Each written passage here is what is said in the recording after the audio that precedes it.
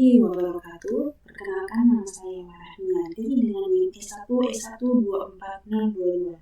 Pada kesempatan ini, saya akan mempresentasikan mengenai tugas mata kuliah statistika dengan studi kasus, yaitu analisis regresi linear pengaruh tingkat pengangguran di Provinsi Sumatera Utara periode tahun 2023-2024. Nah, langsung aja kita masuk di latar belakang. Jadi, pengangguran merupakan masalah yang mendesak dan harus segera dipecahkan karena dampak pengangguran itu akan sangat berbahaya bagi tatanan kehidupan sosial dan perekonomian. Ketika seseorang menjadi pengangguran, maka tidak ada pemasukan atau dana yang ia peroleh, padahal kebutuhan hidup serta biaya hidup masih harus terpenuhi, sehingga orang tersebut akan berusaha untuk memenuhi kebutuhan hidupnya dengan segala cara, salah satunya kejahatan.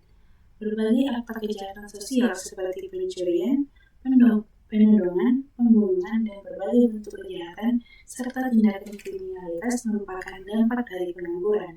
Dilihat dari dampaknya yang luas terhadap tatanan kehidupan sosial, pengangguran telah menjadi kuman penyakit sosial yang relatif cepat menyebar, berbahaya dan berisiko tinggi sehingga menghasilkan korban sosial yang pada akhirnya akan menurunkan kualitas sumber daya manusia, martabat dan harga diri manusia. Lanjut di tujuan penelitian. Nah, tujuan penelitian ini yang pertama, menganalisis pengaruh pertumbuhan ekonomi terhadap tingkat pengangguran. Kedua, menganalisis pengaruh indeks pembangunan manusia terhadap tingkat pengangguran. Ketiga, menganalisis pengaruh jumlah angkatan kerja terhadap tingkat pengangguran. Dan keempat, menganalisis pengaruh ketiga variabel secara simultan terhadap tingkat pengangguran di Sumatera Utara pada 2023-2024. Saya lanjut di penelitian terdahulu. Jadi untuk mendukung penelitian saya, di sini saya sertakan penelitian terdahulu, di mana dalam penelitian yang dilakukan oleh Lanzat et al. 2021, indeks pembangunan memiliki hubungan negatif dengan tingkat pengangguran. Hasil ini didukung oleh penelitian Mahwaji dan Nur Hasanah tahun 2019 serta Purwanda tahun 2022 yang juga menunjukkan bahwa indeks pembangunan manusia memiliki korelasi negatif terhadap tingkat pengangguran. Namun, hasil tersebut berlawanan dengan hasil penelitian Arina dan Marwan tahun 2019 bahwa indeks pembangunan manusia berpengaruh positif terhadap tingkat pengangguran. Selanjutnya, penelitian yang dilakukan oleh Rizky Ardian, Muhammad Syahputra, dan Deris Dermawan tahun 2022 menganalisis pengaruh pertumbuhan ekonomi terhadap tingkat pengangguran terbuka di Indonesia. Dapat diambil konklusi bahwasanya pertumbuhan ekonomi tidak mempengaruhi tingkat pengangguran terbuka. Hasil pengujian menunjukkan adanya pengaruh variabel pertumbuhan ekonomi dengan negatif serta tidak signifikan pada variabel tingkat pengangguran. Nah, koefisien yang bertanda negatif memiliki makna bahwasanya pertumbuhan ekonomi tidak mempengaruhi tingkat pengangguran terbuka. Selanjutnya, penelitian yang dilakukan oleh Himo, Rotinsulu, dan Tolosang tahun 2022 menganalisis pengaruh indeks pembangunan manusia dan angkatan kerja terhadap tingkat pengangguran terbuka di 4 kabupaten di Provinsi Maluku Utara tahun 2010 sampai 2019. Nah, dalam hasil penelitiannya itu menunjukkan bahwa nilai R-score-nya sebesar 0,106255, artinya secara bersama-sama variabel X1 jumlah angkatan kerja dan X2 indeks pembangunan manusia berpengaruh terhadap tingkat pengangguran sebesar 10%, sedangkan sisanya sebesar 90%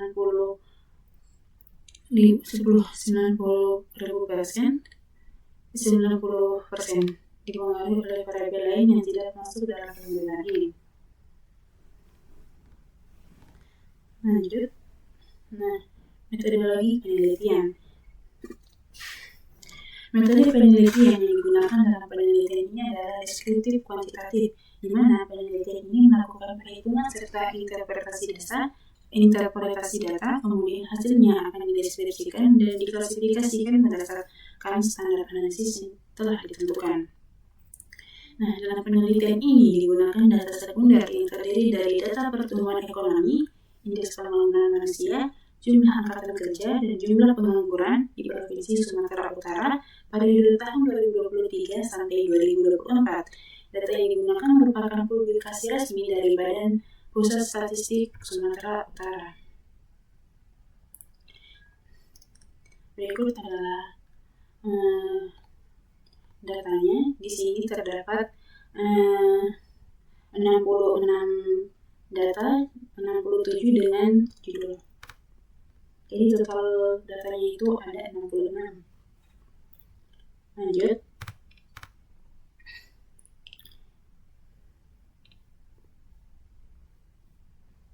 Nah, di sini ada hasil dan pembahasan, di mana hasil analisis regresi itu dilakukan menggunakan regresi linear dan berganda. Di sini ada hasil regresinya, tabel hasil regresi. Nah, di dalam tabel itu menunjukkan hasil pengujian 7 model regresi yang berbeda.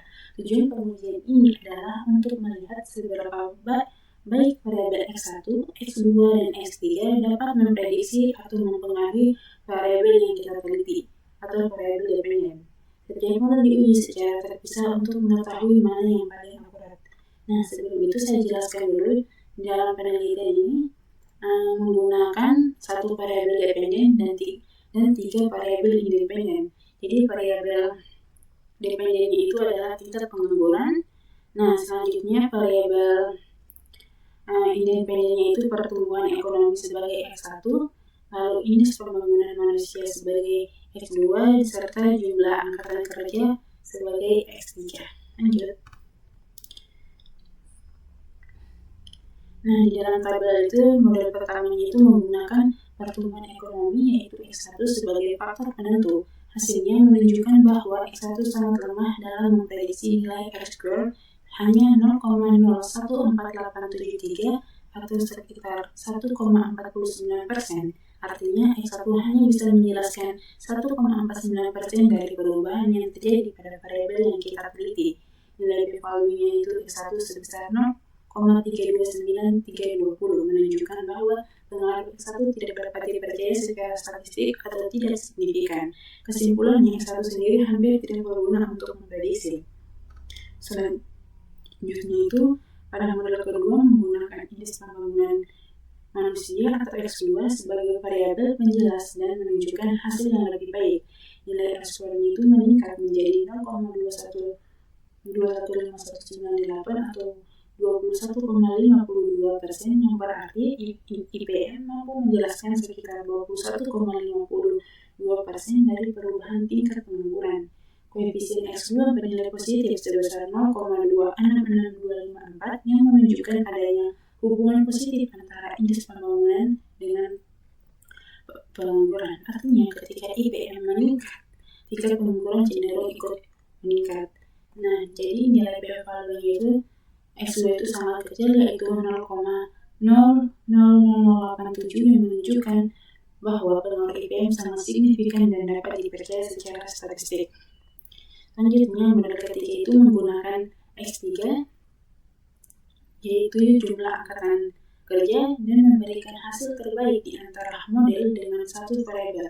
R-square-nya mencapai 0,63452 atau 63,46%, artinya X3 bisa menjelaskan lebih dari 63% perubahan yang terjadi. Nilai p-value-nya itu sangat kecil, sekitar hampir 0, menunjukkan pengaruhnya sangat kuat dan dapat dipercaya.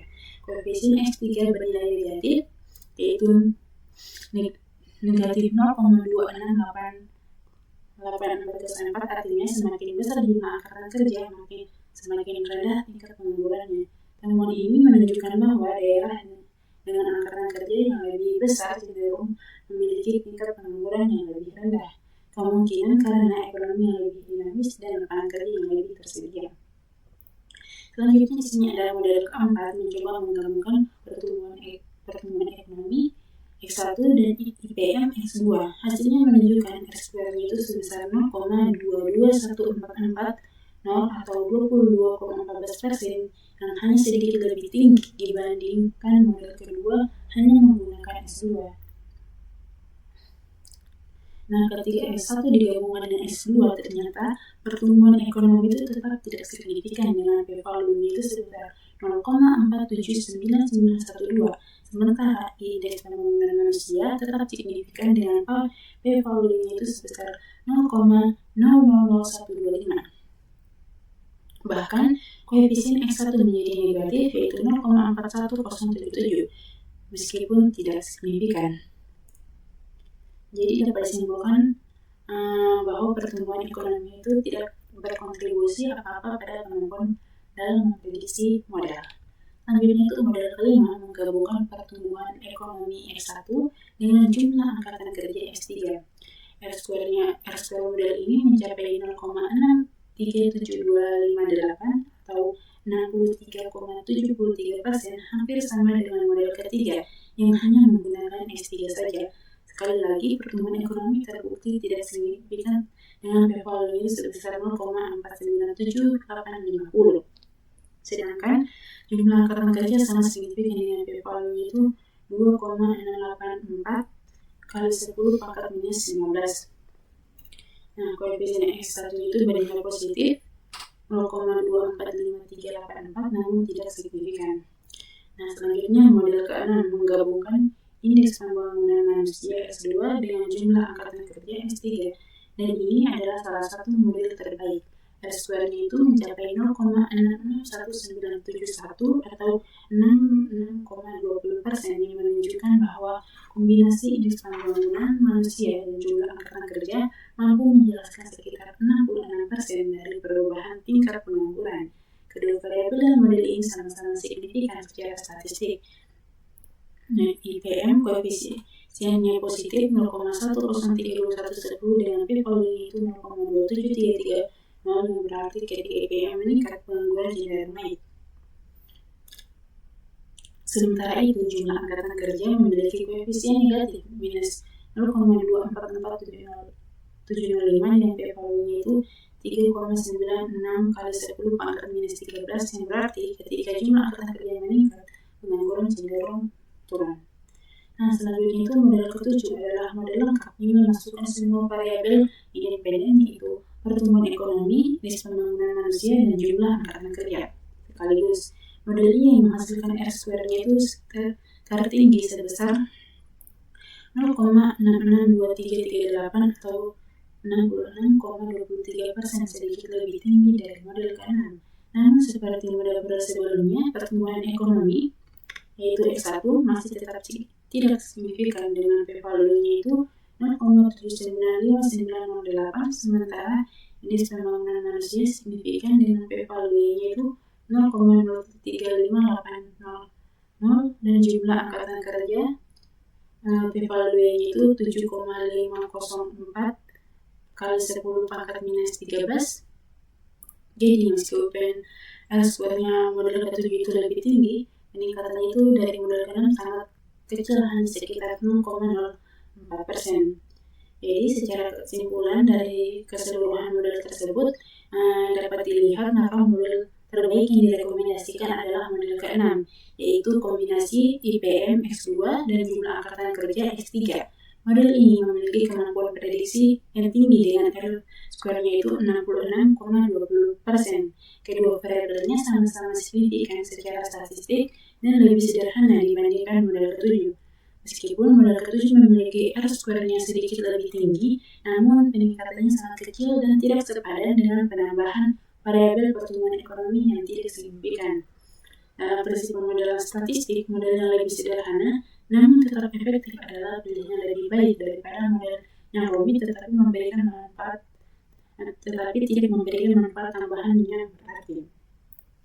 Baik, sekian penjelasan saya. Kurang dan lebihnya mohon dimaafkan. Saya akhiri dengan ucapan Assalamualaikum warahmatullahi wabarakatuh.